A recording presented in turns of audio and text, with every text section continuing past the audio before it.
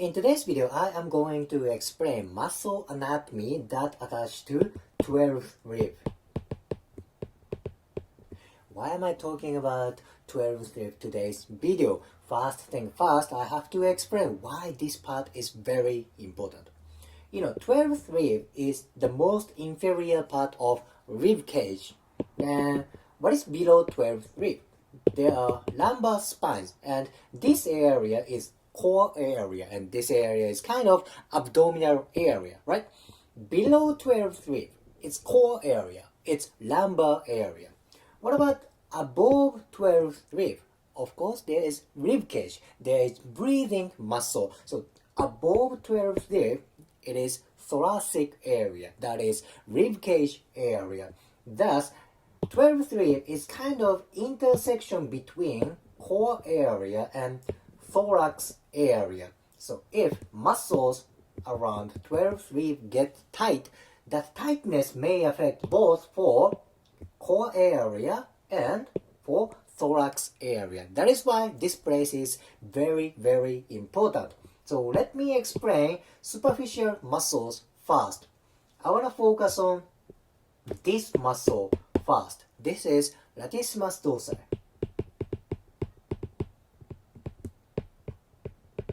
This is shoulder muscle, but this muscle has so broad origin, and part of origin is rib cage.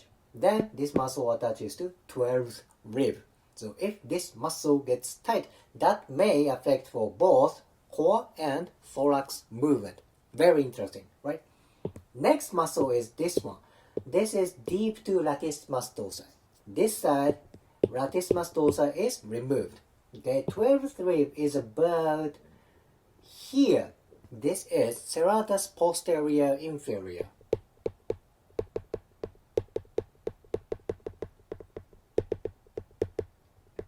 Serratus posterior inferior. You know what serratus is? There's very famous serratus muscle around scapula. This is serratus anterior. Serratus means kind of a zigzag muscle. Yes, this is, zigzag, right? Serratus posterior inferior. This is important for breathing. This is an accessory breathing muscle, but it's important for back part, okay? The next part is this one. This is back muscle.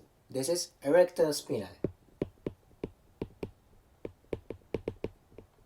This is mainly for back movement. It's mainly for core movement. Main function of erector spinae is, of course, extension of spine. That is why its name is erector spinae.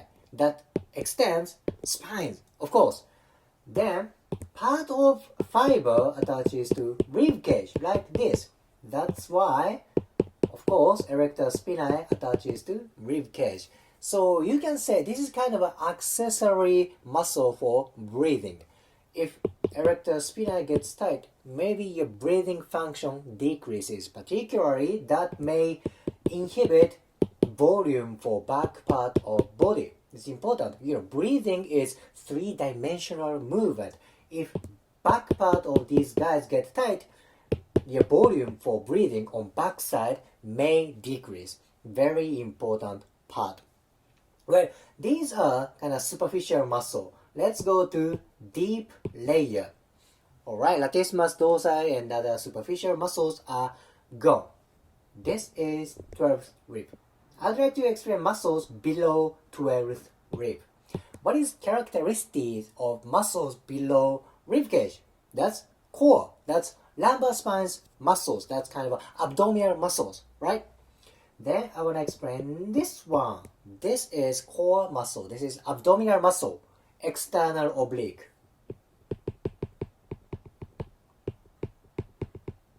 Kind of tip of muscle fiber attaches to 12th rib.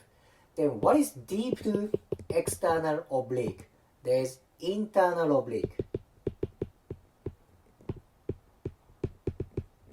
That's this muscle. Then what is the deepest core muscle? What is deepest abdominal muscle? This is transverse abdominis.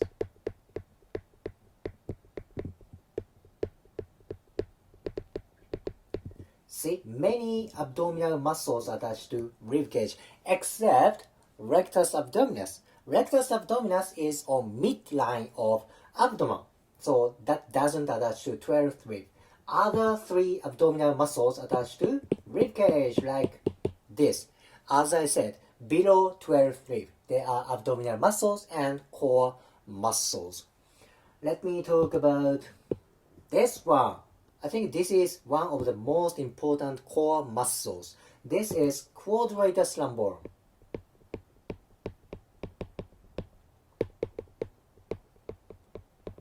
This attaches to inferior part of 12th rib. Then that attaches to lumbar spines and ilium. If this muscle gets tight, that oftentimes create tight low back and low back pain. That is why I focus on this muscle a lot. I love this muscle.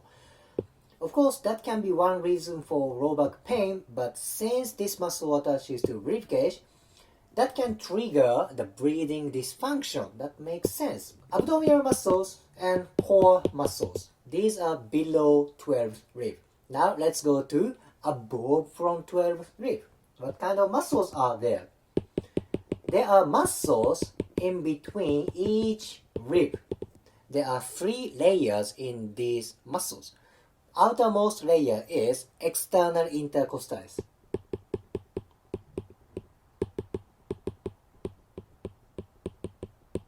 External intercostalis. Then what is deep to this muscle? That's internal intercostalis.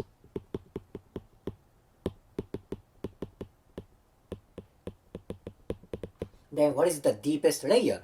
That is innermost intercostalis.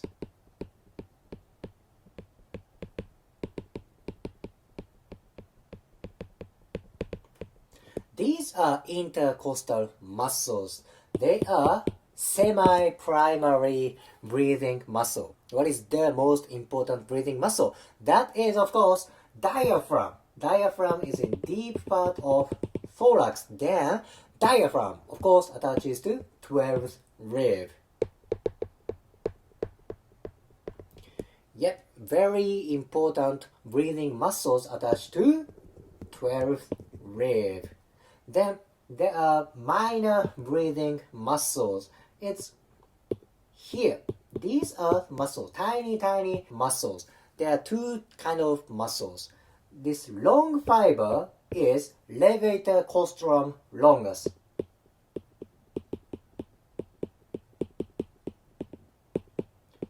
Longus. If there is longus, there should be brevis. Brevis means short. So there is levator costrum brevis.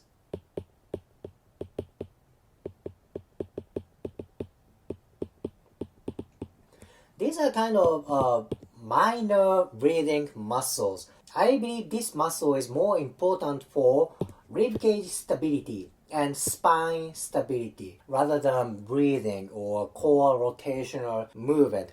Because as size of muscles get smaller and smaller, they are more important for stability rather than mobility. Like external oblique, internal oblique, they are important for core movement. But transverse abdominis is thin muscle. That is why this muscle is more important for core stability. So it's like abdominal muscles. Levator costrum are more important for ribcage stability and spine stability. Anyhow, I explained anatomy of muscles that are around 12th rib. This is minor place. However, this is important intersection between core area and thorax area. If you liked today's video, please hit the like button, comment and subscribe. See you next video.